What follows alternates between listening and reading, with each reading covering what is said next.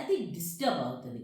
అందులో ఏమేంటి glycolysis impairment అంటే glucose అది కన్వర్ట్ అయ్యే ఇంపైర్మెంట్ అది ఎక్కువ అవ్వటము, ఫ్యాట్ ఎక్కువ అవ్వటము, ఫ్యాట్ బ్రేక్ డౌన్ అయ్యి గ్లూకోజ్గా ఎనర్జీ కింద కన్వర్ట్ అయ్యే పద్ధతి డిస్టర్బ్ అవ్వటం. ఆ తర్వాత మన ఒంట్లోని ఎంజైమ్స్ డెఫిషియన్సీ, లాక్టేజ్ డెఫిషియన్సీ లాంటివి.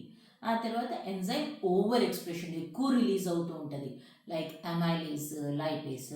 ఆ తర్వాత పోషకాహార లోపాలు, అందులో కార్బోహైడ్రేట్ ఇంటాలరెన్స్ అంటే పిండి పదార్థాల ఇంటాలరెన్స్, ప్రోటీన్ తక్కువ ఉండటం, ఫ్యాట్ మెటబలైజ్ అయ్యే పద్ధతులు డిసార్డర్, ఫైబర్ మనం తినే ఆహారంలో తక్కువ ఉంటాము, విటమిన్ మినరల్స్ తక్కువ ఉంటాం. ఆ తర్వాతది ఇన్ఫ్లమేషన్ అండ్ ఆక్సిడేటివ్ స్ట్రెస్, లేకపోతే సైటోకైన్స్లో ఇంబ్యాలెన్స్ అవ్వటం. ఇది కాకుండా ఇంకొన్ని ఇంబ్యాలెన్సెస్ మనం తర్వాత వీడియోలో మాట్లాడతాం.